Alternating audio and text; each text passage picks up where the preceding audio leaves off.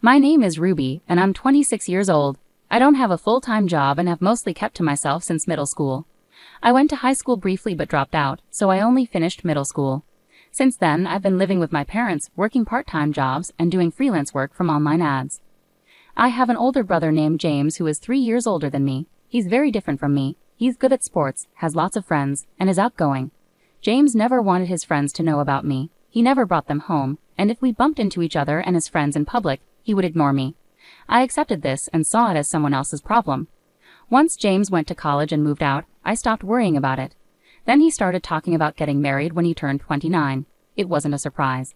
Later he decided to bring his fiancée to our parents' house. That day I was at home when my brother arrived with his fiancée. "Mom, Dad, I'm back," I announced. My brother seemed surprised to see me sitting with our parents.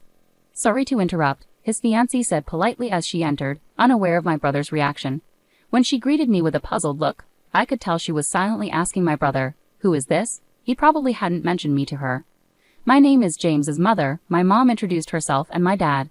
The fiancé nodded politely but still looked confused. My dad didn't say anything about me. My parents have always been tough on me, especially compared to my accomplished brother.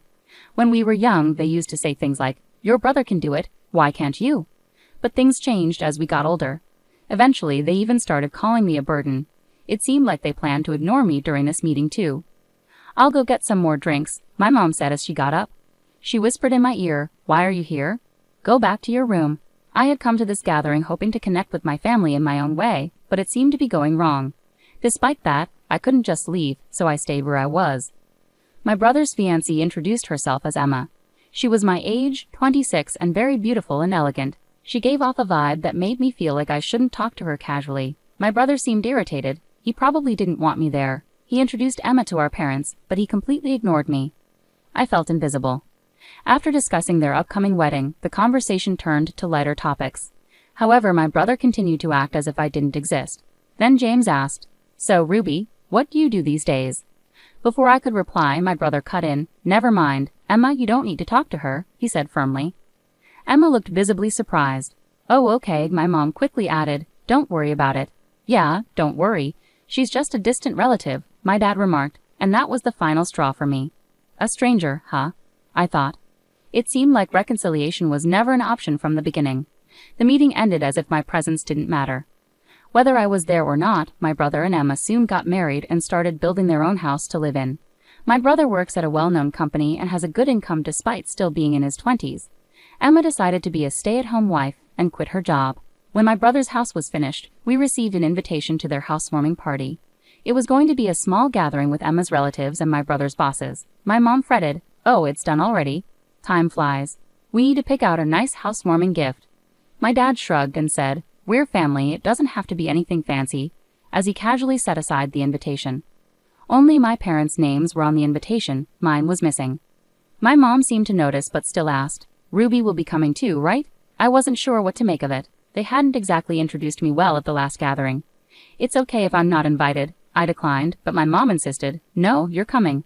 I'll make sure of it." So I ended up going to the party. On the day of the event, it suddenly started raining. My parents and I took a taxi to my brother's house. Because of the rain, my brother and his wife didn't come out to greet guests at the entrance. When we arrived, my mom turned to me and said, "You pay for the taxi," then hurried inside with my dad, both without umbrellas. That explains it, I thought. Our house was quite far from my brother's, and taking a taxi seemed extravagant. I ended up footing the bill for the ride. After paying, I rushed towards the entrance, where Emma asked me, "Who are you?" We had only met once before. Maybe she forgot. Assuming so, I introduced myself again. "I'm Ruby, James's sister," I replied, trying to introduce myself. But Emma smiled and said casually, "Oh, the high school dropout, interesting." We didn't invite the freeloader living off their parents. My brother had just returned and overheard this. He looked at me with disdain and asked, "What are you doing here?" "James, I told you not to invite her. Why is she here?" Well, I'm not sure either. My brother clearly didn't want me there. Emma's attitude towards me changed once she learned who I was. Actually, she's even worse than my brother and parents. Would it have been better if I hadn't come? I asked my brother cautiously. "Yeah, you're practically a stranger with your lack of education. Not finishing high school doesn't even count," my brother replied coldly. Emma chimed in, siding with him. "Could you please leave the property now?" Her calm expression throughout was truly unsettling. "Got it," I said, turning away. The taxi we arrived in was gone, and since we weren't on a main road, finding another one looked tough. I didn't have an umbrella. I walked slowly, getting soaked in the rain. I could hear Emma laughing behind me. Eventually, I made it back home. My parents returned looking happy. They saw my wet face and asked, "Why did you leave suddenly? Couldn't you call a taxi to get back? You're so useless," my mom complained, like it was expected. "Sorry, I suddenly felt sick. I lied to cover up. You left on your own over that? You're hopeless. Don't forget to give them the gift later. You're an adult," my dad scolded me. I had prepared a gift for the party but brought it back without giving it. I wanted to send it by mail, but I didn't have the address. I could ask my parents, but things felt awkward, so I decided to contact my brother instead. "I want to send a gift. Can you tell me the address?" That's all I asked my brother. His reply, "I don't give my address to strangers, okay?" I sighed deeply. Is it really amusing for him to assert dominance over me in private, not just embarrass me in front of others? It was baffling. Maybe Emma was there too, typing away and laughing at the situation. Either way, it was absurd. I gave up on sending a gift to congratulate my brother and his wife on their housewarming party. Instead, I decided to leave home. I realized I couldn't connect with my family anymore, so I chose to live independently. Despite only having part-time work, I had some savings. With that, I managed to rent a room and live on my own. It wasn't much, so I decided to try streaming videos in my spare time. I already enjoyed watching streams as a hobby and was good at spotting trends among popular streamers and finding ways to increase views. When I started streaming, I began earning tens of thousands of dollars each month. As my income grew, it covered all my living expenses. With the money I didn't need for daily life, I started investing, and those investments turned out successful. Encouraged by this, I ventured into running a small business importing and selling goods. I kept busy and felt fulfilled every day. I didn't have a family complaining about me spending too much time on a computer. A few months later, I received a call from my parents, who hadn't contacted me since I left home. "We need you to help James financially," they said. "Why?" I asked, genuinely curious. I wondered what had happened to my brother, who had just built a new house. Slowly, my parents began to explain the situation. "Apparently, after moving into his new house, your brother started hosting frequent parties and interacting with various people, bosses, executives, clients, and Emma's friends. During one of these gatherings, someone proposed an investment opportunity and your brother trusted them. He ended up losing a large amount of money, drawn in by the promise of quick, high returns." I was stunned. My brother had a stable job, so it seemed like such a big mistake could have been avoided if he had just focused on his work. "Who recommended this investment? Could it be a scam?" I asked. "No, it's not. It was suggested by one of Emma's friends," my parents replied, placing full trust in Emma. "How much money do you need?" I asked, shocked by the amount. It was far more than an ordinary company employee could easily lend. Is that really how much my brother needs to borrow? I hesitantly questioned my parents, fearing the answer I knew was coming. We were also approached with the same investment opportunity. My parents hesitated before admitting. "I can't come up with that much money easily, I'm sorry." I tried to mend the call, but they insisted, saying, "We're your family, help us in times like these." "Family? It's too late for that. I'm busy, and I'm practically a stranger to you now, right?" With that, I hung up. Later, somehow they found out and showed up with my brother's family at the office of my company. I was in a meeting at the time. My secretary informed me, "There are guests here for you, Mr. President." "I don't have any other appointments scheduled." "Who are they?" I felt uneasy. I apologized to my business partner and briefly excused myself. When I reached the reception area, I saw my pregnant sister-in-law Emma, my brother, and my parents. "You're running a company, huh? It's much smaller than where I work," my brother smirked, glancing around my office. "Who are you?" I asked bluntly, pretending not to recognize them. "What's with the attitude?" my brother shouted, losing his temper. My mother stepped in and explained, "We discussed this before, but we really need your help. You're successful with your company, so you can support us, right?" She asked for money shamelessly, as if it were the most natural thing in the world. "Yeah, it's a critical time for our family. Emma is pregnant, and the baby's health isn't good, so we need to see a good doctor. Please, Ruby," my father and Emma added, making it sound like it was my responsibility to solve everyone's financial problems. Employees passing by the reception area glanced over with concern. Wanting to end the situation quickly, I said firmly, "Please leave. You're causing a disturbance." My brother erupted in anger again. "What?